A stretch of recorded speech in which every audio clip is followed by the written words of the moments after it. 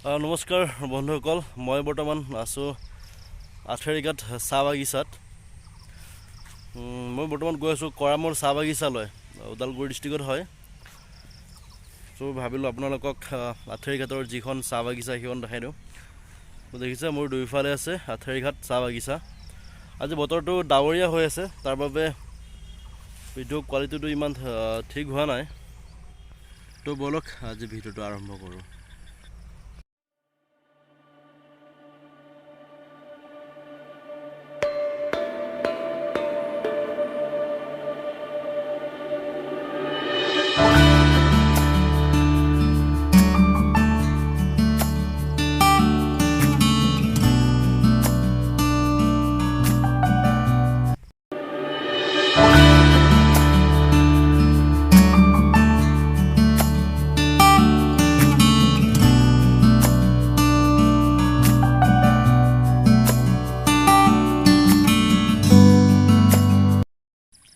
এইখন হৈছে চোৱালা চাহ বাগিচা।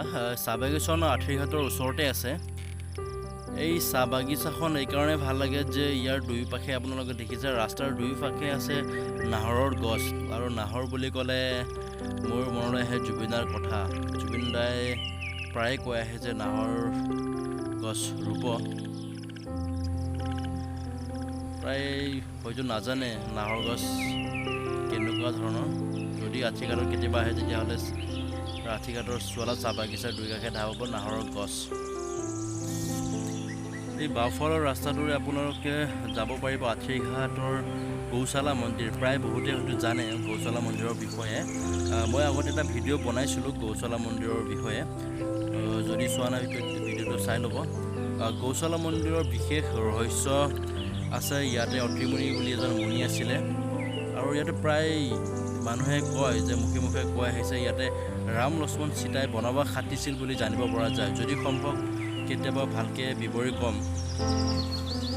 এইখন হৈছে শুক্লাই নদী। শুক্লাই বজাৰৰ গাতে লাগি আছে নদীখন।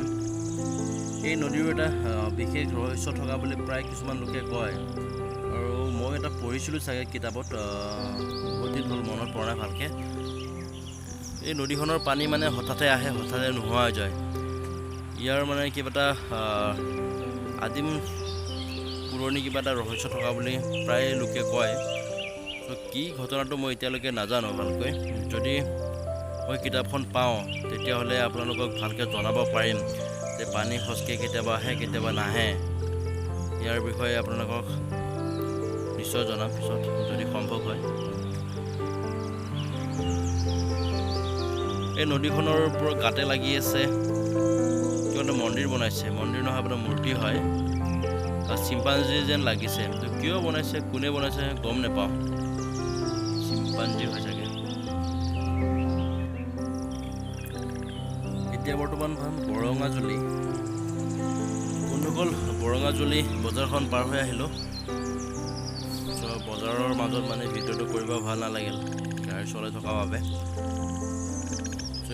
মোৰ লেফ্ট ছাইডে আছে বৰঙাজুলি চাহ বাগিচা। অলপ ভিতৰত হয় বাগিচাখন। আৰু এইটো হৈছে আপোনাৰ বৰঙাজুলিৰ হস্পিটেল। আৰু লগতে আছে আপোনাৰ বৰঙাজুলি ডিগ্ৰী কলেজ হয় চাগে, ভালকৈ নাজানো বাৰু। বৰঙাজুলি কলেজেই হ'ব। এইখিনি ঠাই ধুনীয়া লাগে। টাৰ্ণিংটো বহুত ধুনীয়া লাগে। আৰু গৰুবিলাক আজিকালি ৰাস্তা ৰাস্তা মানে যোৱা হৈছে। পথাৰ নাই যে, খেতি কৰি আছে, লগতে প্ৰায় চাহপাত বগানে। তাৰ বাগে গৰুবিলাক মানে আপোনাৰ ৰাস্তাতে থাকে আৰু প্ৰায়। ইফালে এটা আছে গৰু। মালিক চালিক ক'ত বা থাকে এইবিলাকৰ, এৰি দিয়ে চাগে, বান্ধি ল'ব লাগে।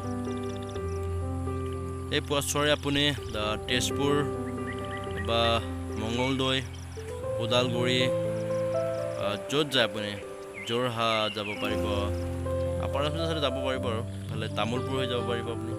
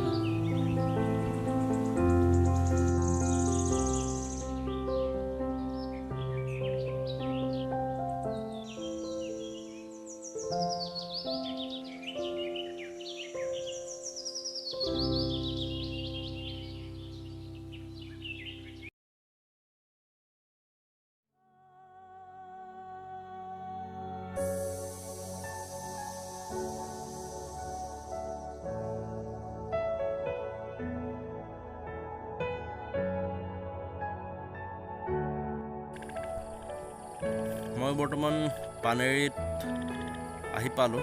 প্ৰায় 1 কিলোমিটাৰ আছে পানেৰী।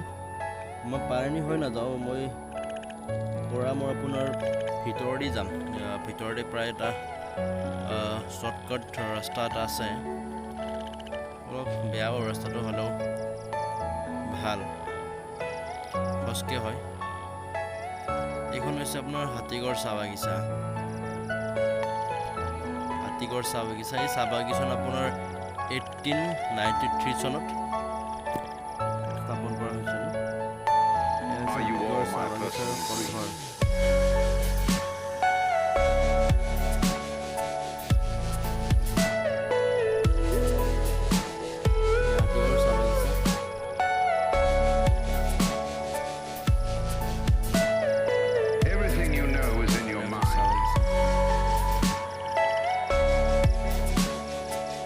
এইটো চাইড ওদালগুৰি চাইড প্ৰায় চাহ বাগিচাই, ভাল লাগে চাহ বাগিচাৰ ঠাইবিলাক। এইটো হৈছে আপোনাৰ কৰামৰ যোৱা পথ। ইয়াৰ দুইফালে আছে আপোনাৰ চাহপাত বাগান। এই পথছোৱা বহুত দীঘল হয়, প্ৰায় কৰামৰলৈ যোৱা 10 কিলোমিটাৰমান হ'ব চাগে পথছোৱা।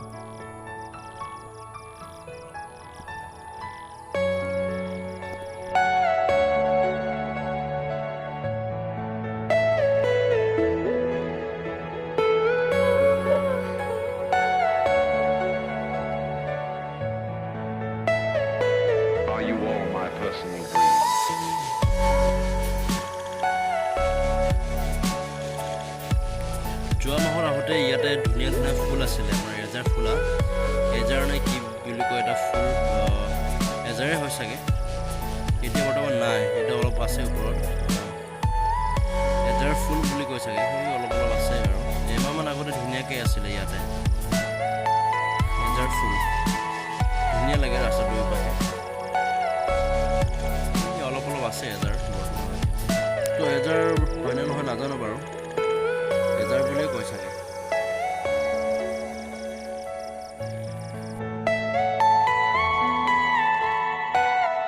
হাতী ৰখা চাংঘৰ চব।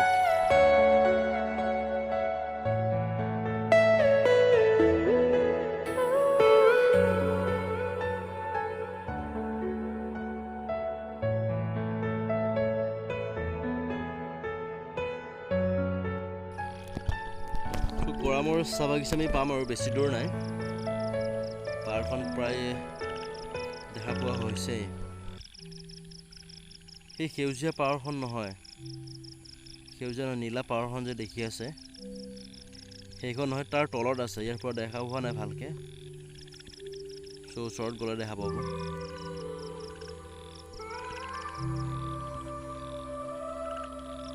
কৃষ্ণচূড়া, ধুনীয়া লাগে কৃষ্ণচূড়া।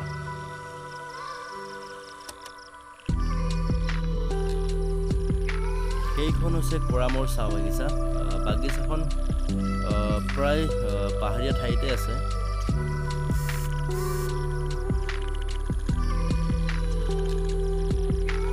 এইখিনি ঠাই মোৰ বহুত ভাল লাগে, মানে ঘৰ দুৱাৰ নাই, খালী পথ,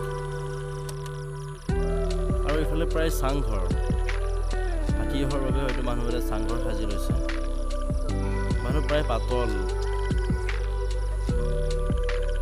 চব চাৰিওফালে পাহাৰ।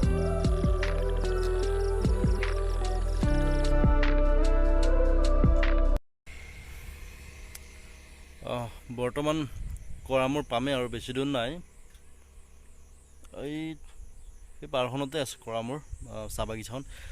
কিন্তু আচল কথাটো হ'ল যে বৰ্তমান যি ক'ভিডৰ কাৰণে মানে কৰামৰ যি ভিতৰত মানে যি এয়াৰফিল্ড আছে বা বাগানৰ ভিতৰত সোমাব দিয়া নাই। চ' মোৰ ফ্ৰেণ্ড এজনৰ ঘৰ আছে, মই তাতে গৈহে আহিম।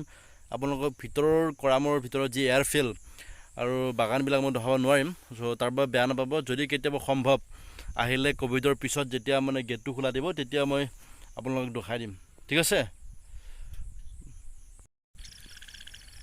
যদি ভিডিঅ'টো ভাল লাগিছে তেতিয়াহ'লে লাইক কমেণ্ট কৰিব, আৰু এনে ধৰণৰ ভিডিঅ'সমূহ চাই থাকিবৰ বাবে চেনেলটো ছাবস্ক্ৰাইব কৰিব। ধন্যবাদ।